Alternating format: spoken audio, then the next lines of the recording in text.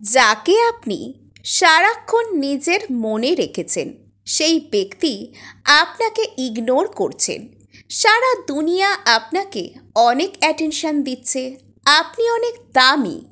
আপনার হাতে যতই ভালো ভালো কাজ থাকুক করার মতো, আপনার জীবনে যে সফলতাই থাকুক না কেন, আপনার মন সেই একই জায়গায় আটকা পড়ে রয়েছে।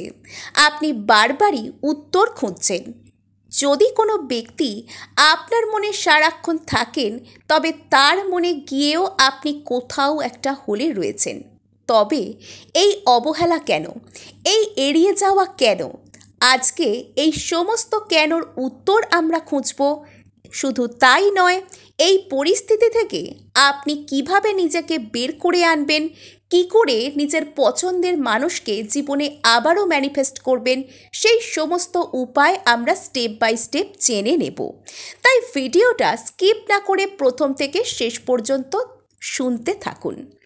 এখন কথা হলো, যদি কোনো ব্যক্তি আপনাকে ইগনোর করছেন এবং তাকে আপনি সারাক্ষণ নিজের মনে রেখেছেন, তবে সেটাই আপনাকে সবথেকে বেশি হার্ট করছে। বাইরের দুনিয়ার আর কেউ আপনাকে অবহেলা করলে, আপনাকে কষ্ট দিলে, সেটা আপনাকে অতটা আঘাত দিতে পারে না বা ভেঙে দিতে পারে না। কেননা সেই সমস্ত ব্যক্তিদের এনার্জিকে আপনি সহজেই লেট গো করে দেন। কোনো এক নির্দিষ্ট ব্যক্তি রয়েছেন, শুধু তার অবহেলা আপনার সহ্য হচ্ছে না। কেননা তাকে আপনি আপনার মধ্যে থাকা যত পজিটিভ এনার্জি সব কিছুই দিয়েছেন। আপনার ভালোবাসা, আপনার বিশ্বাস, আপনার অ্যাটেনশন, আপনার হিলিং এনার্জি অবধি তার সাথে আপনি শেয়ার করে ফেলেছেন। এখন বদলে আপনি সামান্য একটু সম্মান, অ্যাটেনশন এক্সপেক্ট করছেন। সেই এক্সপেকটেশন যখন পূর্ণ হচ্ছে না, তখন আপনি নিজে নেগেটিভ এনার্জিতে ভরে যাচ্ছেন। আপনার মধ্যে হতাশা আসছে, আপনার মধ্যে লো ফিলিংস বা লো ভাইব্রেশন চলে আসছে, আর এর ফলে পরিস্থিতি ভালো হওয়ার বদলে আরও খারাপ হয়ে যাচ্ছে। আপনি কোথাও থেকে লাভ ভাইব্রেশন, কোনো মন্ত্র চ্যান্টিং, এই সমস্ত কিছু শুনে সাময়িকভাবে তাকে ফিরে তো পাচ্ছেন, কিন্তু ধরে রাখতে পারছেন না।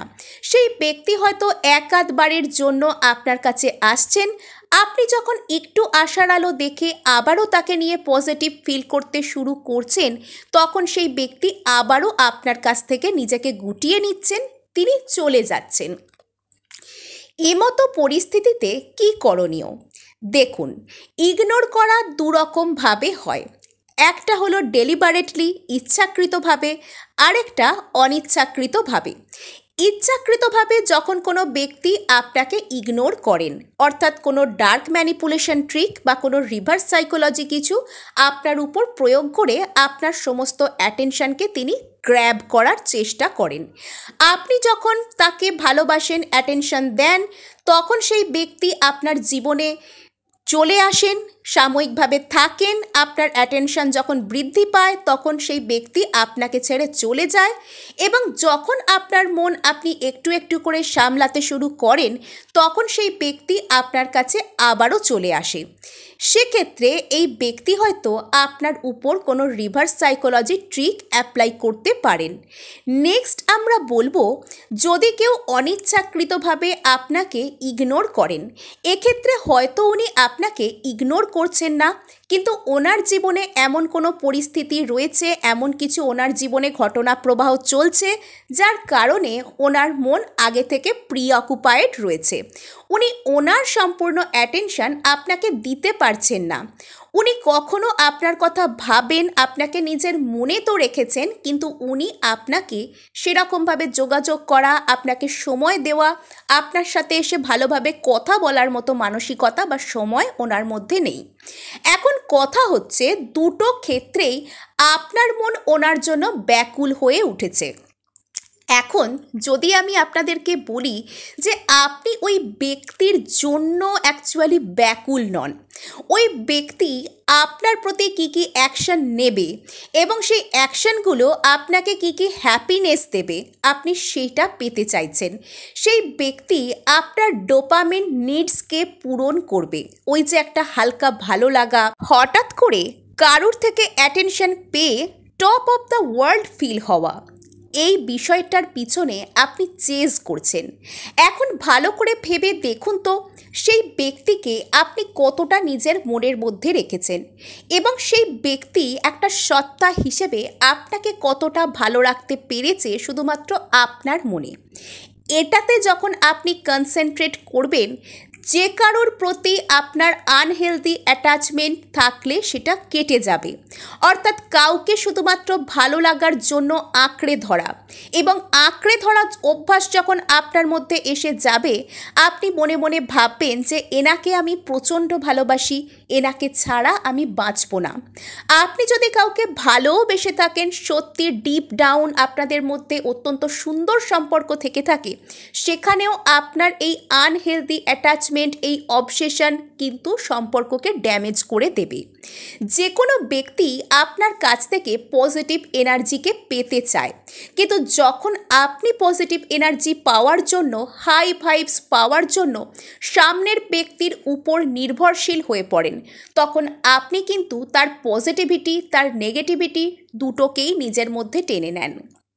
প্রত্যেক ব্যক্তির মধ্যেই পজিটিভিটি এবং নেগেটিভিটি রয়েছে। সেই ব্যক্তি অবশ্যই কোনো সাধু সন্ত টাইপের মানুষ নন, যে যার কথা চিন্তা করলে আমরা শুধুমাত্রই পজিটিভিটি দিয়ে ফিল হব। একমাত্র ঈশ্বরের কথা বা সেরকম কোনো ঈশ্বরদূতের কথা আমরা চিন্তা করলে শুধু পজিটিভিটি পেতে পারি। আর সেই ব্যক্তিরা কিন্তু আমাদের কাছ থেকে এনার্জিকে টেনে নেন না, ওনারা নিজেরাই শক্তির পুঞ্জ, ঈশ্বর শক্তির পুঞ্জ, ইউনিভার্স শক্তির পুঞ্জ, অন্য কোনো শুভ শক্তি, তারা হলো শক্তির পুঞ্জ। তারা আমাদেরকে শুধুমাত্র আলোকিত করে, তারা আমাদের কাছ থেকে আলোকে নিজের দিকে কেড়ে নেন না। কিন্তু আপনি এখানে একজন আপনারই মতন রক্তমাংসের গড়া মানুষের কথা ভাবছেন, তো সেই ব্যক্তিও আপনাকে নিজের নেগেটিভ এনার্জি দেবেন, আপনার পজিটিভ এনার্জি আপনার থেকে নিয়ে নেবেন।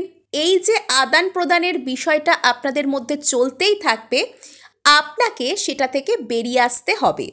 প্রথম কথা, যে ব্যক্তি আপনাকে ইগনোর করছেন তাকে আপনি সামনাসামনি গিয়ে ইগনোর করতে না পারলেও মন থেকে ইগনোর করা শুরু করুন। সেই ব্যক্তি আপনার কাছে ফিরে আসবে এবং 5টা মিনিট আপনার কাছে ভিক্ষা চাইবে শুধু আপনার কথাগুলো শুনবার জন্য। নেক্সট, যখন কারোর উপর আপনি অতিরিক্ত পরিমাণে ইমোশনালি, মেন্টালি ডিপেন্ড করেন, আপনি তার উপর নির্ভরশীল হয়ে ওঠেন, আপনি আপনার সমস্ত মানসিক যে ব্যাগেজেস রয়েছে সেই বোঝা নিজে বইতে না পেরে অন্য কারোর উপর ডাম্প করার চেষ্টা করেন, তখন সেই ব্যক্তি কিন্তু আপনার বোঝা বহন করার মতন জায়গায় থাকে না। কেননা আপনি এই সময় লো ভাইব্রেশন থেকে বিলং করছেন, আর সেই ব্যক্তির ভাইব্রেশন আপনার থেকে একটু হলেও হাই। কেননা আপনি আপনার রিলিফের জন্য তার কাছে গেছেন, সেই কারণে সে আপনাকে অ্যাভয়েড করে চলতে শুরু করবে। নেক্সট, আপনার এনার্জি সেই ব্যক্তির এনার্জিকে সর্বদা গ্রিপে আনার চেষ্টা করছে, জোর করে। ও আমাকে মিস করুক, ও আমার সাথে কন্ট্যাক্ট করুক, ও আমাকে কমিটমেন্ট দিক, বা যে এক্সপেকটেশন আপনার থাকুক না কেন, আপনি সেটা জোর করে কারোর উপর চাপানোর চেষ্টা করছেন। সেই ব্যক্তিকে সামনে থেকে গিয়ে এসব কথা না বললেও, অথবা এই সব কথা যদি আপনার চেতন মনে নাও থেকে থাকে, আপনার অবচেতনকে কিন্তু আপনি কখনো বোকা বানাতে পারবেন না, এবং অন্য কোনো ব্যক্তির অবচেতনকেও আপনি বোকা বানাতে পারবেন না। যে ব্যক্তির আপনার সাথে ব্যক্তিগত স্তরে সম্পর্ক রয়েছে, এককালে কথাবার্তা ছিল অথবা এখনও আছে, তিনি কিন্তু এটা সহজেই বুঝতে পারবেন যে আপনি তার উপর কিছু চাপিয়ে দিচ্ছেন, আর তখন সেই ব্যক্তি আপনার থেকে আস্তে আস্তে দূরত্ব বজায় করতে শুরু করবে। নেক্সট, যখন আপনি কাউকে নিজের মন থেকে কিছুতেই লেট গো করতে পারছেন না, সারাক্ষণই আপনার মনের মধ্যে কেউ মাথা যন্ত্রণার মতন চেপে রয়েছে, যেন কোনো অসুখ হয়ে গেছে, আপনি সারাক্ষণ তার কথা ভেবে চলেছেন, তাকে ভেবে কান্নাকাটি করছেন, এই সমস্ত বিষয়গুলো আপনাকে সেই ব্যক্তির এনার্জির তলায় পুরোপুরি চাপা ফেলে দেয়।